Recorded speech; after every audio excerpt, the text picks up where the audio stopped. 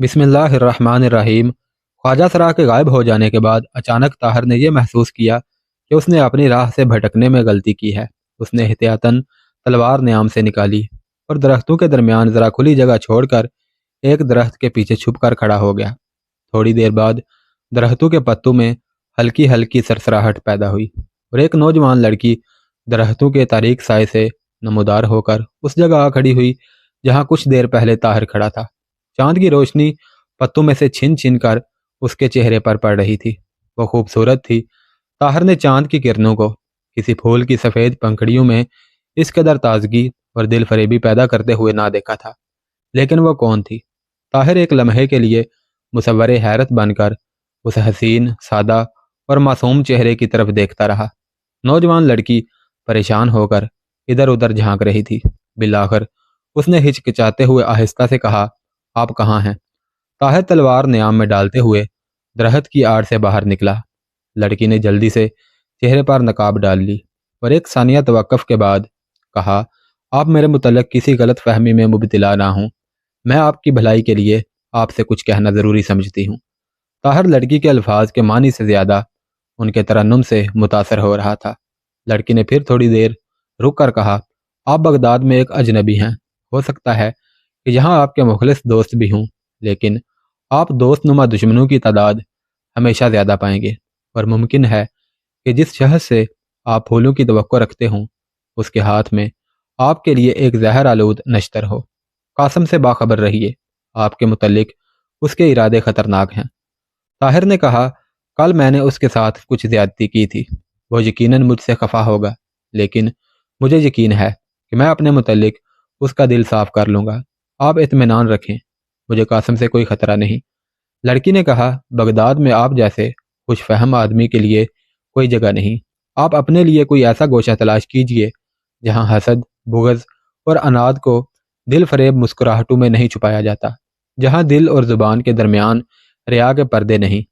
कासम को मैं आपसे ज़्यादा जानती हूँ। आपके लिए उसकी दोस्ती शायद खुली दुश्मनी से ज़्यादा खतरनाक साबित होगी। ताहिर ने कुछ सोचकर जवाब दिया, नेक दिल खातून, इस महल में रहने वालों को मेरे बजाय कासम से ज़्यादा दिलचस्पी होनी चाहिए। मैं पूछ सकता हूँ कि आप कौन हैं? लड़की ने जवाब दिया, आपको ये जानने की कोशिश नहीं करनी चाहिए।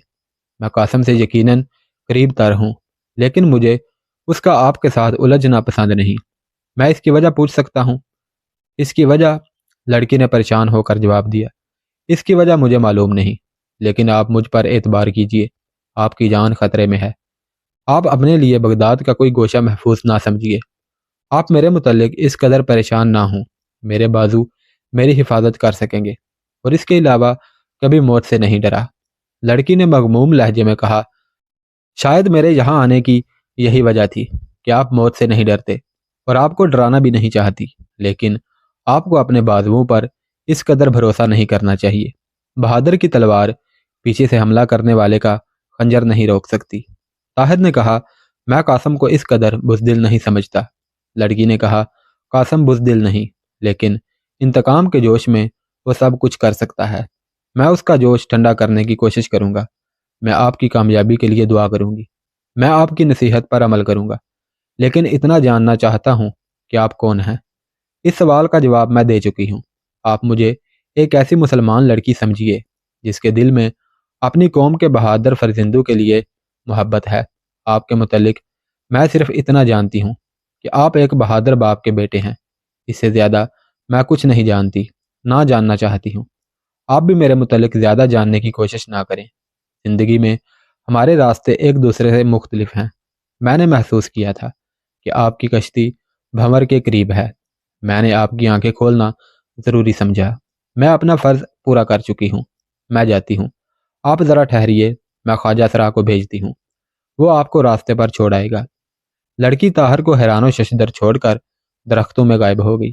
थोड़ी देर बाद ख्वाजा सरा नमूदार हुआ और ताहिर को अपने पीछे आने का इशारा करके आगे आगे चल दिया। फूलों की क्यारी के करीब पहुंचकर ख्वाजा सरा ने कहा, अब आगे आप रास्ता जानते हैं, मुझे इजाज़त दीजिए।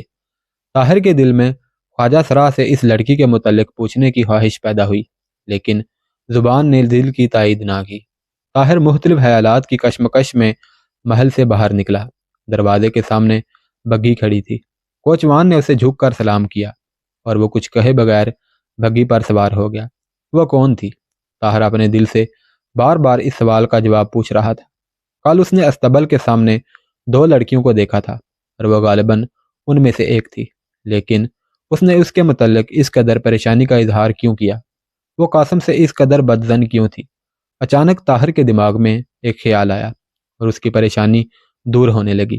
وہ لڑکی اسے یہ سمجھانا چاہتی تھی کہ بغداد میں رہنا اس کے لیے خطرناک ہے، اور اپنے اس دعوے کے ثبوت میں اس نے بغداد کے لوگوں کی نہایت گھناؤنی تصویر پیش کی تھی، قاسم کی شرارت نہیں۔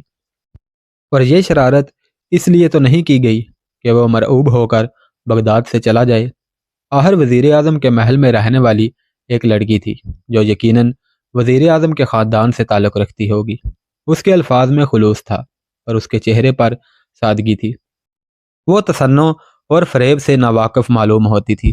وہ ایک شہزادی نظر آتی تھی۔ طاہر کی آنکھوں میں اس کی حسین و جمیل تصویر پھرنے لگی۔ ہو سکتا ہے کہ اسے قاسم سے کوئی رنجش ہو، لیکن وہ بہرحال ایک اجنبی تھا، اور اونچے طبقے کے لوگ گھر کے معاملات ایک اجنبی کے سامنے ظاہر نہیں کرتے۔ پھر اسے کیوں کر معلوم ہوا کہ وہ ایک بہادر باپ کا بیٹا ہے؟ اس نے وہ تمام معلومات کسی مرد سے حاصل کی ہوں گی، اور وہ مرد قاسم کے سوا اور کون ہو سکتا ہے؟ قاسم کسی پردے کی آڑ میں کھڑا ہو کر وزیر اعظم سے اس کی باتیں سن رہا ہوگا، اور وزیر اعظم کو اس کی طرف بہت زیادہ مائل دیکھ کر اپنے حریف کو راستے سے ہٹانے کے لیے اس نے یہ سازش کی ہوگی۔ اس لڑکی کو یقیناً اس نے سکھا پڑھا کر اسے بیوقوف بنانے کے لیے بھیجا ہوگا، اور اب وہ لڑکی قاسم سے جا کر یہ کہے گی کہ میں نے اسے بہت ڈرایا، وہ تمہارے پاس آ کر معذرت کرے گا اور تمہارے سامنے دوزانو ہو کر دوستی کے لیے ہاتھ پھیلائے گا۔ ان خیالات سے طاہر نے 2 نتائج اخذ کیے۔ ایک یہ کہ قاسم اپنے باپ کی ڈانٹ ڈپٹ کے بعد اپنے گزشتہ طرز عمل کی تلافی کے لیے تیار ہے، لیکن وہ یہ چاہتا ہے کہ دوستی کی تجدید کے لیے پہل کروں، اور اس مقصد کے لیے وہ اس کے دل میں احساس مرعوبیت پیدا کرنا چاہتا ہے۔ دوسرا یہ کہ اگر اس واقعہ کے بعد اس نے پہل کی تو وہ یہ سمجھے گا کہ یہ اس لڑکی کی دھمکیوں کا اثر ہے، اس لیے بہتر یہ ہے کہ وہ قاسم کا دروازہ کھٹکھٹانے کی بجائے اس کا انتظار کرے۔ اس لڑکی نے قاسم کو جس قدر خطرناک ثابت کرنے کی کوشش کی تھی، اس قدر اسے وہ سادہ اور بے ضرر نظر آتا تھا۔ اپنے گھر پہنچ کر دل میں قاسم کے لیے وہی جذبات تھے جو ایک بڑا بھائی چھوٹے اور ضدی بھائی کے لیے محسوس کرتا ہے۔ نوجوان لڑکی کے متعلق اس کی رائے یہ تھی کہ وہ ان امیر زادیوں میں سے ایک ہے جن کی عمر تصنع اور بناوٹ میں گزر جاتی ہے، جو جھوٹ کو سچ بنانا ایک کمال سمجھتی ہیں۔ لیکن رات کو سونے سے پہلے جب وہ اپنے بستر پر لیٹا ہوا ان تمام واقعات پر غور کر رہا تھا، اس نے اپنے آپ سے ایک سوال کیا: کیا وہ سادہ اور معصوم لڑکی اس قدر جھوٹ بول سکتی ہے؟ اس سوال کا جواب سوچتے ہوئے وہ اس ذہنی کیفیت سے دوچار ہو رہا تھا جس میں دل اور دماغ کی مختلف آوازیں انسان کو کسی فیصلے پر نہیں پہنچنے دیتی۔ اگلے دن صبح سے لے کر دوپہر تک قاسم گھر سے غائب رہا، اور صفیہ پریشانی کی حالت میں تھوڑے تھوڑے وقفے کے بعد محل کے خادموں سے اس کے متعلق پوچھتی رہی۔ دوپہر کے وقت اسے معلوم ہوا کہ قاسم آ گیا ہے اور اپنے 15-20 دوستوں کے ساتھ محل کے مشرقی کونے میں بیٹھا ہوا ہے۔ محل کے اس کونے کے برآمدے کا رخ دریا کی طرف تھا، اور سنگ مرمر کی سیڑھیاں برآمدے کی کرسی سے شروع ہو کر دریا تک جا پہنچتی تھی۔ پانی کی سطح سے ذرا اوپر آخری سیڑھی پر کہیں کہیں لوہے کی میخیں لگی ہوئی تھیں، اور ان میخوں کے ساتھ چھوٹی چھوٹی خوبصورت کشتیاں بندھی ہوئی تھیں۔ اس سیڑھی پر کھڑے ہو کر اوپر کی طرف قصر خلافت اور سپہ سالار اور دوسرے عہدیداروں کے محلات کے وہ حصے جو دریا کے کنارے تعمیر کیے گئے تھے دکھائی دیتے تھے، اور ہر محل کے سامنے کشتیوں کی ایک بڑی تعداد نظر آتی تھی۔ صفیہ قاسم کے ارادوں سے تھوڑی بہت واقفیت حاصل کر چکی تھی۔ اب جب اس نے یہ سنا کہ وہ اپنے 15-20 دوستوں کے ساتھ بیٹھا ہوا ہے، اس کی تشویش بڑھنے لگی۔ تھوڑی دیر سوچنے کے بعد وہ ایک مضبوط ارادہ لے کر محل کے مشرقی کونے کی طرف چل دی۔ اس کونے پر اوپر کی منزل کے کمروں میں کبھی کبھی صبح یا شام کے وقت خواتین آ کر بیٹھتیں اور دریائے دجلہ کے دلکش مناظر سے لطف اندوز ہوتی تھی۔ تیسری منزل پر ایک وسیع بارہ دری تھی۔ دوسری اور تیسری منزل سے دریا کی طرف اترنے کے لیے پیچ در پیچ سیڑھیاں بنائی گئی تھیں اور ان کا دروازہ دریا کی طرف کھلنے والے برآمدے کے کونے میں تھا۔ صفیہ تیسری منزل کی گیلری سے گزرتے ہوئے 12 دری میں پہنچی اور وہاں سے اس نے تنگ سیڑھی سے نیچے اترنا شروع کر دیا۔ نچلے کمرے کی چھت سے ذرا نیچے اس سیڑھی کا دروازہ ایک گیلری میں کھلتا تھا جس کا رخ باغ کی طرف تھا، اور قاسم کبھی کبھی خوشگوار موسم میں اس گیلری میں بیٹھ کر اپنے کسی دوست کے ساتھ شطرنج کھیلا کرتا تھا۔ نیچے اور اوپر سے ان سیڑھیوں کے سوا اس گیلری میں آمد و رفت کا کوئی راستہ نہ تھا۔ وہ کمرہ جس میں قاسم بیٹھا تھا، اس کے دریچے اس گیلری میں کھلتے تھے۔ صفیہ ایک دریچے کے قریب بیٹھ گئی اور پردے کو تھوڑا سا ایک طرف سرکا کر نیچے جھانکنے لگی۔ قاسم 15-20 ایسے نوجوانوں میں بیٹھا ہوا تھا جن کے متعلق بغداد کے شریف آدمیوں میں سے کسی کی رائے اچھی نہ تھی۔ صفیہ انہیں اکثر قاسم کے ساتھ دیکھ چکی تھی، ان میں لوکس بھی تھا، لیکن آج وہ خلاف عادت بہت سنجیدہ نظر آتا تھا۔ قاسم نے کہا، بدنامی کے داغ خون سے دھوئے جاتے ہیں۔ اس نے مجھے دھوکہ دیا۔ شروع میں اس نے یہ ظاہر کیا کہ وہ وار کرنا جانتا ہی نہیں، اور میں صرف اس خیال سے کہ یہ کھیل جلد ختم نہ ہو جائے نہایت بے پرواہی سے اس پر حملے کرتا رہا۔ اگر مجھے یہ علم ہوتا کہ میرے بازو شل ہو جانے کے بعد وہ اس تیزی سے حملہ کرے گا تو میں شروع میں ہی یہ کھیل ختم کر ڈالتا۔ اور لوکس کے ساتھ بھی اس نے دھوکہ کیا۔ لوکس پر اس نے خلاف توقع دھاوا بول دیا۔ خیر، اب دیکھا جائے گا۔ لوکس نے کہا، کم از کم میں اپنے متعلق یہ نہیں کہوں گا کہ اس نے میرے ساتھ دھوکہ کیا ہے۔ اس کی فتح برتری کا نتیجہ تھی۔ مجھے اگر کسی بات کا افسوس ہے تو وہ یہ کہ ہم نے بہادروں کی طرح ہار مان کر اس کی طرف دوستی کا ہاتھ نہیں بڑھایا۔ لوکس کی زبان سے یہ بات سب کے لیے غیر متوقع تھی اور وہ حیرانی سے اس کی طرف دیکھنے لگے۔ کمرے میں ایک شخص داخل ہوا اور سب کی نگاہیں لوکس سے ہٹ کر اس کی طرف مبذول ہو گئی۔ قاسم نے پوچھا، کیوں، کیا خبر لائے؟ نووارد نے جواب دیا، انہوں نے دریا کے اس کنارے پر نیچے کی طرف یہاں سے 5 کوس دور خیمہ لگایا ہے۔ اس وقت وہ شکار کھیل رہے ہیں اور رات کے وقت، قاسم نے اس کا فکرہ پورا کرتے ہوئے کہا، رات کے وقت گدھے کی نیند سو رہے ہوں گے۔ اسی کنارے پر، اوپر کی طرف یا نیچے؟ نیچے جنگل کے قریب۔ وہ کتنے ہیں؟ کل 8۔ اور کون کون ہیں؟ عبدالعزیز، عبدالملک، مبارک اور افضل۔ باقی فوجی افسر ہیں، ان کے نام میں نہیں جانتا۔ ہاں، شاید ایک طاہر کا نوکر ہے۔ قاسم نے پوچھا، تمہارے خیال میں ہم گھوڑوں پر جائیں یا کشتیوں میں جانا بہتر رہے گا؟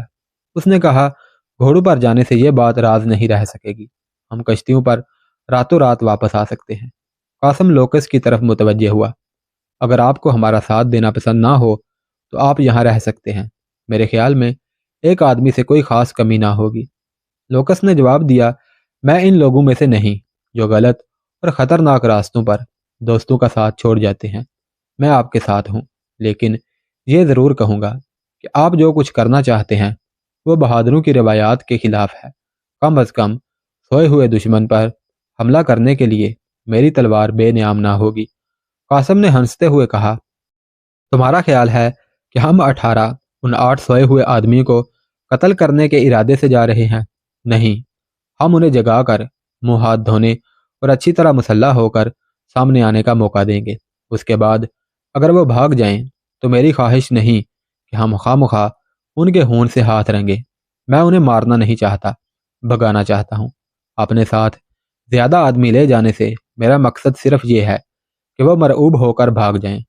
لوکس نے کہا، اگر وہ مقابلہ کرنے پر اتر آئے تو؟ قاسم نے کہا، ان کے ساتھ وہی سلوک ہوگا جو اپنا مرتبہ نہ پہچاننے والے لوگوں کے ساتھ ہونا چاہیے۔ آپ مجھ سے شکایت کر رہے تھے کہ عبدالعزیز آپ کو جھنجھوڑ کر کرسی پر بٹھا رہا تھا۔ اگر آپ کو اپنی عزت کا پاس نہیں تو مجھے اس کا پاس ضرور ہے۔ طاہر کے ایک دوست کی طرف سے یہ فقط تمہید تھی۔ اگر ہم نے اس کی آنکھیں کھولنے کے لیے کچھ نہ کیا تو بغداد کا ہر فاقہ مست ہمارے سر پر چڑھ جائے گا۔ لیکن آپ کے ابا جان کو اگر ہمارے ارادے معلوم ہو جائیں تو شاید وہ اپنی مصلحتوں کے پیش نظر منع کریں۔ لیکن مجھے یقین ہے کہ جب میں ان کے سامنے اپنی مہم کی کامیابی کا ذکر کروں گا تو وہ آپ سب کو اپنے دسترخوان پر بلائیں گے۔ لوکس نے قدرے مغموم لہجے میں کہا، تو میں آپ کے ساتھ ہوں۔ قاسم نے اپنے تمام دوستوں کو مخاطب کرتے ہوئے کہا، یاد رکھیے، طاہر کا ہر صورت میں بغداد سے کوچ کرنا ہمارے لیے بہتر ہے۔ وہ سپہ سالار کے محل اور قصر خلافت تک رسائی حاصل کر چکا ہے، اور اگر وہ کسی بڑے منصب پر پہنچ گیا تو ہر میدان میں اپنے دوستوں کو آگے کرے گا اور ہم سب کے لیے ترقی کی راہیں مسدود ہو جائیں گی۔ صفیہ جو کچھ جاننا چاہتی تھی وہ اسے معلوم ہو چکا تھا۔ وہ اٹھی اور دبے پاؤں گیلری سے گزر کر سیڑھیاں اترنے لگی۔ اس کے ذہن میں بار بار یہی الفاظ گونج رہے تھے، دریا کے اسی کنارے پر، یہاں سے کوئی 5 کوس دور، نیچے کی طرف۔ اس کے دل کی دھڑکن کبھی سست اور کبھی تیز ہو رہی تھی۔ خیالات کے ایک ہیجان کے ماتحت وہ کبھی چلتے چلتے رک جاتی اور کبھی تیزی سے قدم اٹھانے لگتی۔ وہ طاہر کو ایک بار پھر باخبر کرنا چاہتی تھی، اس کی جان بچانا چاہتی تھی، لیکن کیوں؟ کیا اس لیے کہ وہ محض ایک بہادر نوجوان تھا؟ کیا صرف اس لیے کہ بغداد میں وہ ایک اجنبی تھا، ایک اجنبی بدو؟ اس نے چند بار یہ الفاظ دہرایا اور اس میں ایک مٹھاس، ایک لذت اور ایک کشش محسوس کرنے لگی۔ اس نے اپنے دل میں کہا، کاش میں بھی ایک بدو ہوتی اور کسی صحرا کی تند ہواؤں میں اس کے دامن کا سہارا لے سکتی۔ اسے سنگ مرمر کا یہ عالیشان محل ایک بدو کے خیمے کے مقابلے میں غیر مکمل نظر آ رہا تھا۔ اس نے پھر اپنے دل میں کہا، صفیہ، اپنے دل کو فریب مت دو۔ اس کی دنیا اور تمہاری دنیا میں ایک ناقابل عبور سمندر حائل ہے۔ وہ ایک عام آدمی ہے اور تم وزیر اعظم کی بھتیجی ہو۔ تم اس کی جان بچا سکو تو یہ ایک کار خیر ہے۔ اس سے زیادہ ایسے خواب نہ دیکھو جن کی کوئی تعبیر نہیں۔ وہ سکینہ کو تلاش کرتی ہوئی ایک کمرے میں پہنچی۔ سکینہ تکیہ کے سہارے قالین پر بیٹھی ایک کتاب پڑھ رہی تھی۔ اس نے صفیہ کی طرف دیکھ کر پوچھا، صفیہ، تم کہاں گئی تھی؟ میں نے تمہیں بہت تلاش کیا۔ آؤ مجھے ان اشعار کا مطلب سمجھاؤ۔ سکینہ، آج گھوڑے پر سیر کے لیے نہ چلو گی؟ سکینہ نے حیران ہو کر جواب دیا، اس وقت؟ صفیہ نے کہا، میرا مطلب ہے تھوڑی دیر کے بعد۔ سکینہ نے کتاب کی طرف دیکھتے ہوئے بے پرواہی سے کہا، شام کے وقت چلیں گے۔ صفیہ نے سکینہ کے قریب بیٹھتے ہوئے کہا، آج ہم میدان کی بجائے دریا کے کنارے چلیں گے۔ سکینہ نے جواب دیا، تمہارا مقصد ہے کہ بغداد کے لوگ ہم سے اچھی طرح واقف ہو جائیں اور ابا جان ہمارا گھوڑوں پر سوار ہونا بند کر دیں۔ یاد ہے پچھلی دفعہ ہم دریائے دجلہ کے کنارے گئی تھیں تو کس قدر ناراض ہوئے تھے۔ صفیہ نے کہا، نقاب میں ہمیں کون پہچانے گا، لیکن ہمارے گھوڑے تو پہچانے جا سکیں گے۔ یہ سن کر صفیہ سوچ میں پڑ گئی۔ اس نے اس موضوع پر زیادہ بحث کرنا مناسب نہ سمجھا۔ شام ہونے تک سکینہ نے اس سے چند بار پوچھا، صفیہ، تم مغموم ہو؟ آخر بتاؤ تو صحیح، تمہیں کس بات کی پریشانی ہے؟ اور اس نے ہر بار یہی جواب دیا، سکینہ، آج میرا جسم ٹوٹ رہا ہے۔ گھوڑے پر ایک لمبی دوڑ لگانے کے بعد میری طبیعت ٹھیک ہو جائے گی۔ صفیہ کے اصرار پر سکینہ معمول سے کچھ دیر پہلے سیر پر جانے کے لیے تیار ہو گئی۔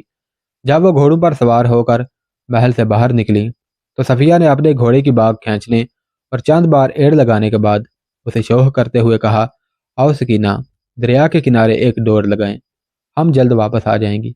اس کنارے پر شہر کے لوگوں کی آمد و رفت ویسے ہی کم ہے، اور اگر بالفرض کوئی ہمیں ہمارے گھوڑوں سے پہچان بھی لے تو اسے شکایت لے کر آنے کی جرت نہیں ہوگی، اور پھر اس میں برائی ہی کیا ہے؟ بالآخر ہماری وہ مائیں اور بہنیں بھی تو تھیں جو مردوں کے دوش بدوش میدان جنگ میں جایا کرتی تھی۔ سکینہ نے کہا، لیکن دریا کے کنارے کون سا میدان جنگ ہے؟ صفیہ نے لاجواب سی ہو کر کہا، میں سمجھی تم ڈرتی ہو، لیکن میں تمہیں یقین دلاتی ہوں کہ میرا خنجر تمہاری حفاظت کرے گا۔ سکینہ نے کہا، میں کسی سے کیوں ڈرنے لگی؟ کیا میرے پاس خنجر نہیں؟ چلو۔ سکینہ کا ارادہ بدل جانے کے خوف سے صفیہ نے جلدی سے گھوڑا دریا کی طرف موڑ دیا، اور آن کی آن میں یہ دونوں شہر کی آبادی سے نکل گئی۔ تھوڑی دور آگے جا کر سکینہ نے شور مچانا شروع کر دیا، صفیہ، ٹھہرو، آگے جانا خطرناک ہے۔ کیا تم حسن بن صبا کی جنت میں پہنچنے کا ارادہ کر چکی ہو؟ صفیہ کی تدبیر کامیاب ہو چکی تھی۔ وہ یہی چاہتی تھی کہ سکینہ تھوڑی دور تک اس کا ساتھ دے۔ اس نے گھوڑا روکے بغیر سکینہ کی طرف مڑ کر دیکھا، اور یہ ظاہر کرتے ہوئے کہ وہ گھوڑے کی باگ کھینچ کر اسے روکنے کی کوشش کر رہی ہے، بلند آواز میں کہا، سکینہ، یہ گھوڑا آج تھوڑا سرکشی دکھا رہا ہے، میں اس کا مزاج درست کرنا چاہتی ہوں۔ تم اگر آگے جانے سے ڈرتی ہو تو ٹھہرو، میں ابھی آتی ہوں۔ اور سکینہ کہہ رہی تھی، کیسی بے وقوف ہو تم، میں نے تمہیں کہا نہیں تھا کہ اس گھوڑے پر صرف قاسم سوار ہو سکتا ہے، تم اس پر مت چڑھو۔ صفیہ نے مڑ کر جواب دیا، اس کا جوش ابھی ٹھنڈا ہو جائے گا، زیادہ سے زیادہ 2 کوس اور بھاگے گا۔ سکینہ نے کچھ دور اس کا ساتھ دیا اور بالآخر وہ گھوڑے کو روک کر انتہائی پریشانی کی حالت میں صفیہ کے تیز رفتار گھوڑے کی طرف دیکھنے لگی۔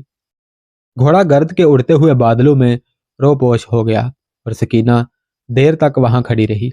سورج غروب ہونے میں کافی دیر تھی۔ کنارے کے آس پاس کسانوں اور چرواہوں کی چند بستیاں دیکھ کر سکینہ نے اپنے متعلق کوئی زیادہ خطرہ محسوس نہ کیا۔ چند بار سکینہ کو غصہ آیا اور اس نے چاہا کہ وہ واپس جائے، لیکن جب اسے یہ خیال آتا کہ گھر جا کر کیا بتائے گی تو اس کا ارادہ بدل جاتا۔ اچانک اسے خیال آیا کہ اس کا ایک جگہ کھڑے رہنا درست نہیں۔ اس نے معمولی رفتار سے گھوڑا چھوڑ دیا اور کوئی آدھ میل نیچے جا کر اسے موڑ لیا اور پھر کوئی 1 میل آہستہ آہستہ شہر کی طرف چل کر رک گئی۔ مغرب کی طرف شفق کی سرخی چھا رہی تھی، درختوں کے سائے تیزی سے بڑھ رہے تھے، پرندے کھیتوں سے آشیانیوں کی طرف پرواز کر رہے تھے۔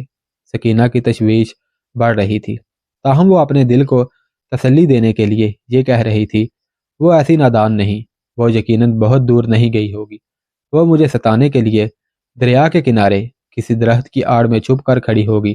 اگر میں چل پڑوں تو وہ گھوڑا دوڑا کر مجھ سے آ ملے گی اور پھر میرے قریب پہنچ کر زور سے کہا لگائے گی۔ سکینہ کے دل میں دوسرا خیال آیا، لیکن اگر خدا نخواستہ اگر اسے کوئی حادثہ پیش آ گیا ہوا تو پھر بھی مجھے چلنا چاہیے۔ میں ابا جان سے کہہ دوں گی کہ اس کا گھوڑا سرکش ہو کر اس طرف نکل آیا تھا۔ بہت دیر سوچنے کے بعد سکینہ نے واپس چلنے کا فیصلہ کیا، تاہم اس امید پر کہ صفیہ آ رہی ہوگی۔ وہ کبھی کبھی گھوڑے کو روک کر اس کا انتظار کرنے لگتی۔